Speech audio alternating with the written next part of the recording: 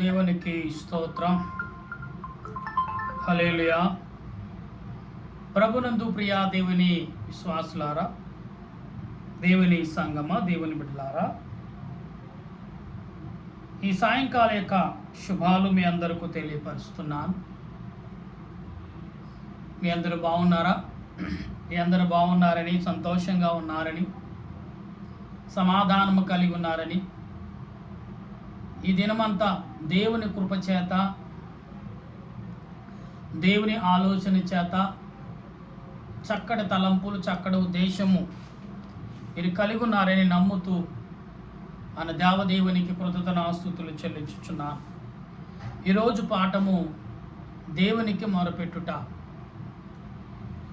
దానియేలు గ్రంథములో ఏ రకమైతే మొర అనే పదములు రాయబడి ఉన్నాయో, దావీదు గారు కూడా అదే రీతిలో మొరపెడుచున్నాడు. ఇదంతా కూడా దేవుడు మనకు అందించిన మార్గమని మనం ఎంచి ఉండాలి.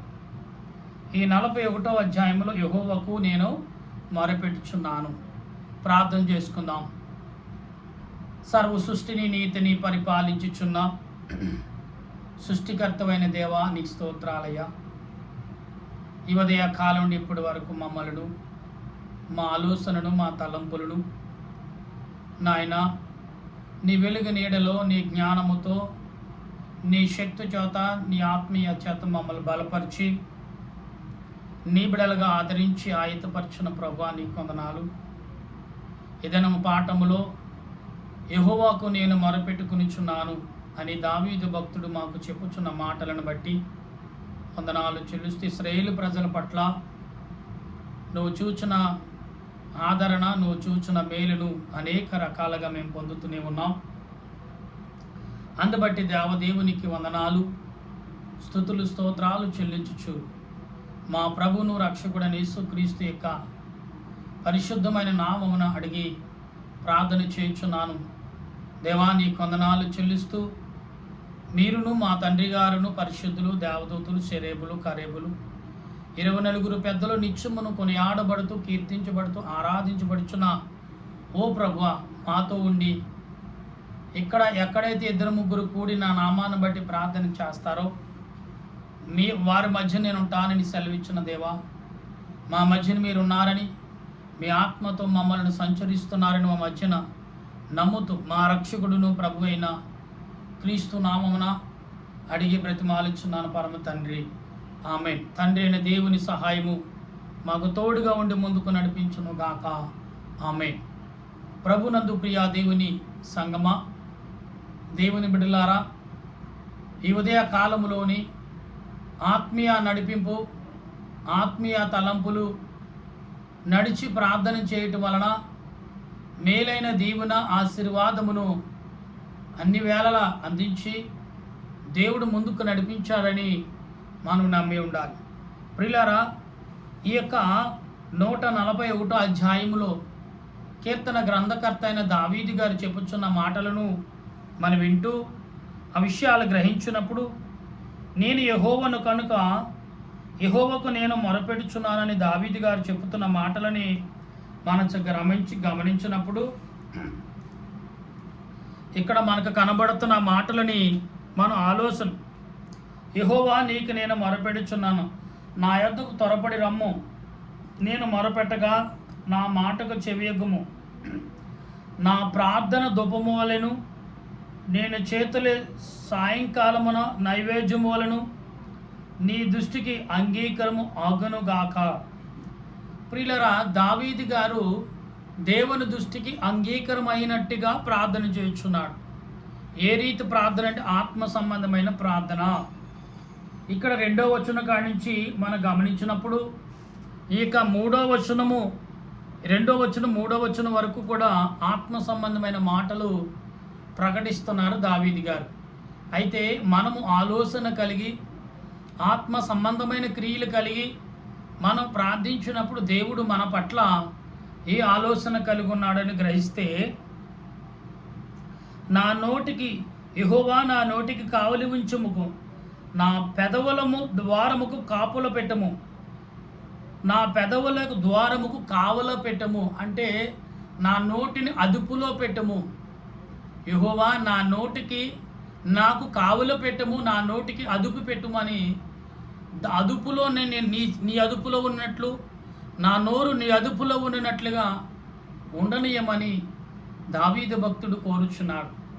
ప్రియులారా, దేవుడు ఏ రకమైన రీతిని మనకు అనువయించుచున్నాడు, అనుగ్రహిస్తున్నాడు, బోధిస్తున్నాడు, బోధించబోతున్నాడు అని మనం గమనిస్తూ ఉంటే చాలా విషయాలు, ఆత్మ సంబంధమైన విషయాల్లో దేవుడు అనేకమైన రీతిలుగా నడిపించేవాడిగా ఉన్నారు.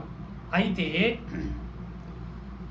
నేను దుర్నీతి కార్యములు సొరపడకుండానట్లు నేను దుర్నీతి కార్యములలో నేను స్వరపడకుండా ఉండునట్లు నా నిర్మిత కార్యముకు తిరగనివ్వకుండా వారు రుచికాలు ప్రదార్థములను నేను తినకొనేందును గాక. అంటే వారు దురాత్మ సంబంధమైన విగ్రహారాధనలకు చేసే వారు పనులు ఏమంటారంటే, మేము దేవుడి దగ్గర నైవేద్యాలు పెట్టలేదండి, కాబట్టి పెట్టకుండానే మీకు ఇస్తున్నామని అంటారు. పిల్లలు అదే పేరును అదే రోజున మనకి ఇచ్చుచున్నప్పుడు ఖచ్చితంగా వారు ఇవ్వట్లేదు, తినట్లేదు అనుకుని అన్నప్పుడు మనం ఏం చేయాలండి, ప్రార్థన చేసుకుని సమాజంలో అందరూ కలిసి ఉన్నప్పుడు వాటికి దూరంగా పెట్టలేని పరిస్థితులు ఏం చేస్తారంటే సిలువేసుకుని ప్రార్థన చేసి దాన్ని భుజించు. దేవుడు అంటే అలాంటి దాన్ని కూడా ముట్టుకోవద్దని చెప్తున్నాడు. వారు మబ్బు పెట్టి మాయ పెట్టి నేను అపవాది క్రియకు అప్పగించుటకు వారు చేస్తున్న క్రియలను చేసినప్పుడు ఏమనాలని, నాకు సుగరంధనో ఏదో రక వ్యాధులు ఉన్నాయని చెప్పి వంక పెట్టుకుని పక్కకు జరగమని చెప్తున్నాను. ప్రియులారా, లేదా ఈరోజు ఉపవాసం అండి, ఏమీ తినదలుచుకోలేదండి అని మనం తప్పుకోవాలి తప్ప దాన్ని ఆశించి బాధపడతారని తింటే నిజంగానే జీవితకాలం మన తర్వాత మన పిల్లలు కూడా బాధపడి. ఇశ్రాయేలు ప్రజలను దేవుడు ఏ రకంగా మలుచుకున్నాడు, ఏ రకంగా మరి ఆయన ఎద్దుకు తిప్పాడు. యెహోషువ గ్రంథములోను, న్యాయాధిపతి గ్రంథములోను, మనకు లేకపోతే ద్వితీయోపదేశ కాండములోను అనేక వంశావళిని దేవుడు ఏ రీతిగా హతమార్చుకున్నాడు, ఏ రీతిగా రాజులని వారి యొక్క అహంకారాన్ని హతమార్చాడు అని ఈ పాత నిబంధన గ్రంథములో రాజుల పరిపాలన, ఇప్పుడు కూడా రాజుల పరిపాలన ఉంది కాబట్టి ఆ రీతిగా కనబడుతుంది. మనం ప్రకటన గ్రంథంలో చదువుకుంటున్నాం, ఏమండి సముద్రంలో ఒక మృగమొచ్చును అని. ఇదంతా మరి అమెరికా దేశం 7 తలలు కలిగిన 10 తలలు కలిగిన దేశముగా వచ్చి 10 రాజకీయ నాయకులుగా పెద్దనగా ఉన్న ఇదే అపవాది సంబంధమైన క్రియలు కలిగిన వారని, ఇక్కడ ఇశ్రాయేలు ప్రజలను ఎంతగా మబ్బు పెడుతున్నాడు ట్రంప్ గారని కూడా మనం గమనించాలి. ఇవాళ ట్రంప్ గారు క్రైస్తవుడు అయినప్పటికీ అధికార దాహం కలిగి ఏమి చేస్తున్నాడో దేశం యావత్తు కూడా మరి చాలా అనోమయంగా మబ్బులో పెడుతున్నట్టుగానే కనబడుతుంది. అయితే మనం ఇక్కడ నాయకుల వైపు కాదు కానీ దేవుని వైపు చూడాలి.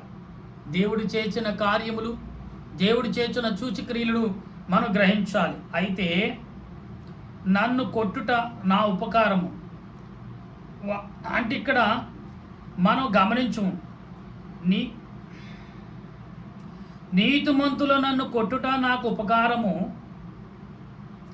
వారు నన్ను గద్దించుట నాకు నీతిమంతులు గర్దించడం నాకు తైలాభిషేకం. అవును, పెద్దవారు నీతిమంతు అంటే 60-70 ఏళ్ళు వయసు వచ్చిన వారు గద్దించినప్పుడు ఆశీర్వాదం, ఇక్కడ నాకు ఆశీర్వాదము అంటాడు, అభిషేకం అంటున్నాడు. నీతిమంతులు నన్ను గద్దించిన, నన్ను మందలించినప్పుడు నాకు అభిషేకము అంటున్నాడు దావీదు గారు. అయితే నేను అట్టి అభిషేకమును త్రోసివేయకుందును గాక వారు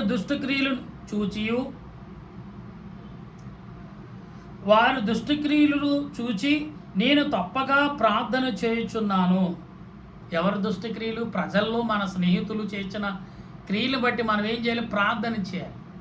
ఎస్, దేవుని సన్నిధులు ఎప్పుడైతే విశ్వాసము నమ్మకము కలిగి ఉన్నామో, ఎప్పుడైతే ఆత్మ సంబంధమైన క్రియలు కలిగి ఉన్నామో, మనసు అనేక రకాలుగా ఆలోచింప చేయగలం. కానీ సాధు మనసు కలిగి ఆత్మీయత కలిగి మనం నడిచినప్పుడు దేవుడు మన పట్ల చేసిన క్రియను మనం గుర్తెరిగిన వారిగా ఉండవలసిన వారమై ఉన్నాం.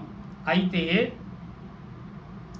వారు న్యాయాధిపతులు కొండపేట మీదను నేను పడదోయబడినప్పుడు కావున జనులు నా మాటల మధురమైన వాటిని అంగీకరించుచున్నారు.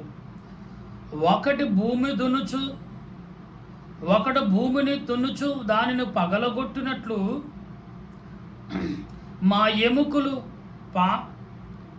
ఎముకలు పాతాళ ద్వారమున చెదిరి ఉన్నవి. చూడండి, ఒకడు భూమిని పగలగొట్టినట్లుగా మా ఎముకలు చెదిరిపోతున్నాయి, అలాగ పగిలిపోతున్నాయి. దేనితో? పాతాళములోని.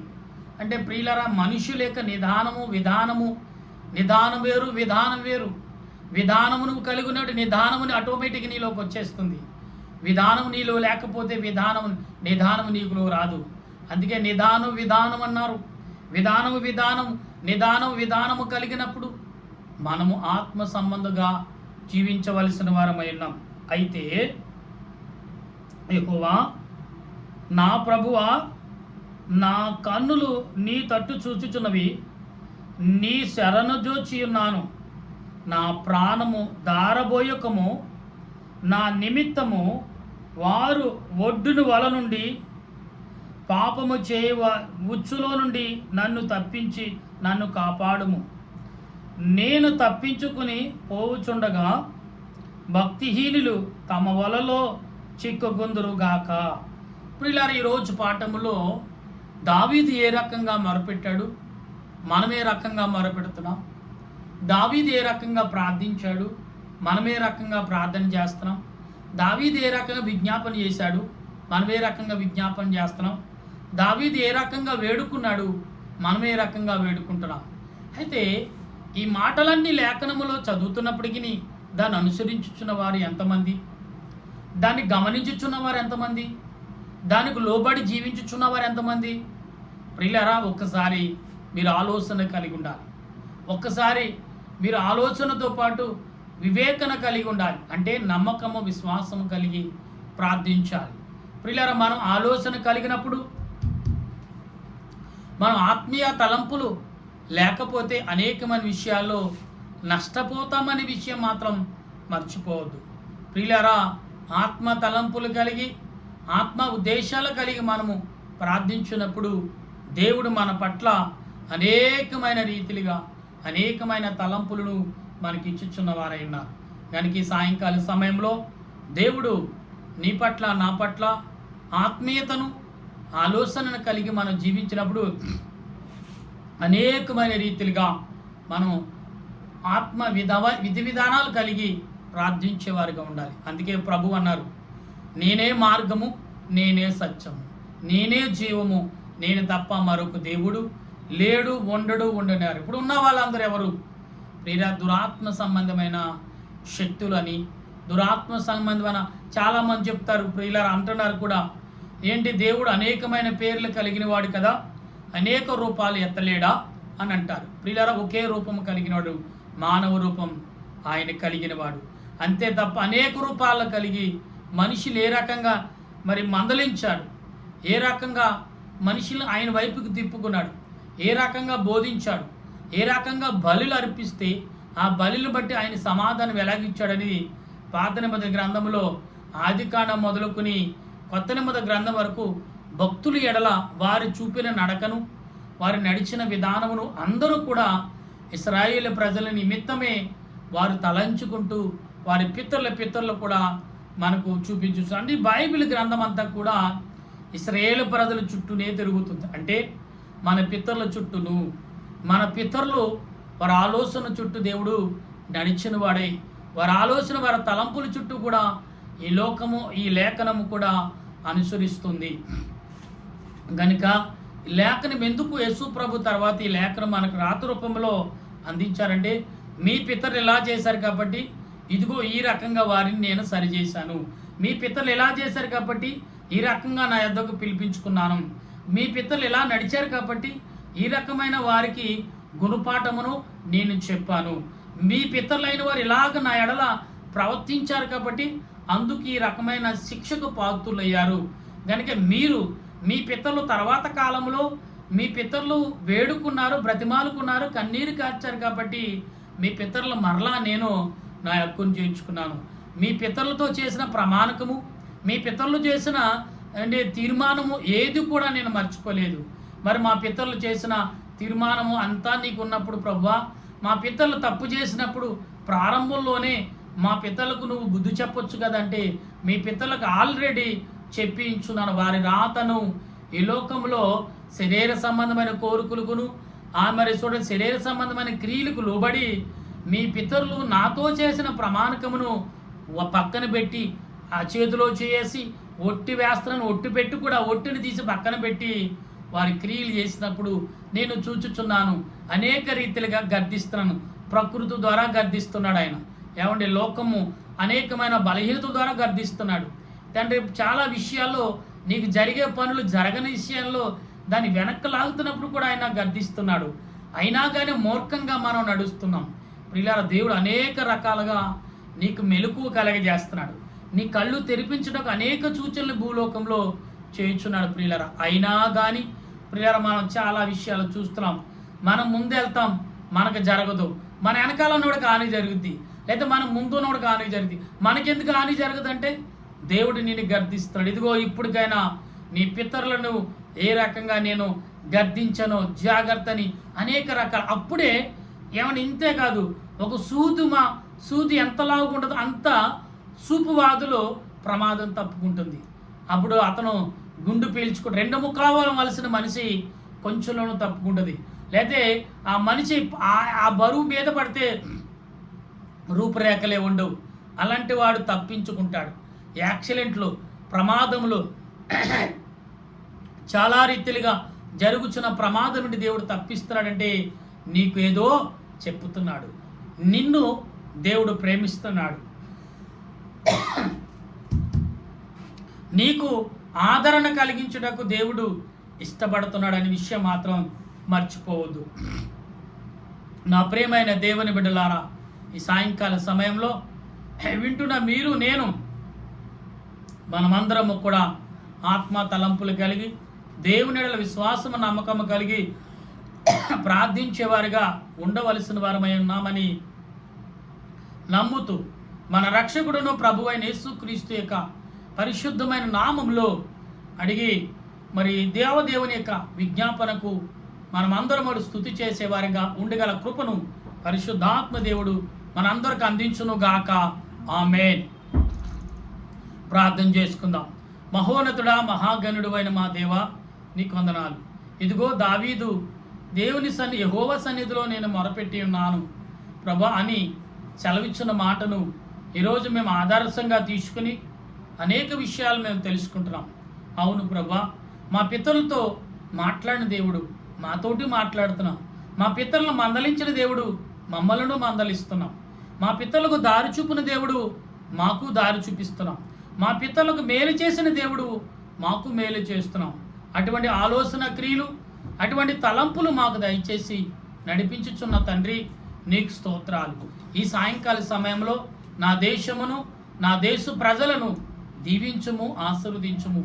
నాయన, నీ ఆలోచన చేత మమ్మల్ని సిద్ధపరచు నడిపించుమని, నీ ఆత్మ నడిపింపు చేత మమ్మల్ని బలపరచు మహిమ పొందమని దీనుడిని, అలుపులు అయోకులు ప్రభా నా దేశ ప్రజలను, నా దేశ పెద్దలను, నా దేశంలో ఉన్న మిలిటరీ వారు, పోలీస్ శాఖ వారిని బట్టి వందనాలు చెల్లిస్తున్నాను.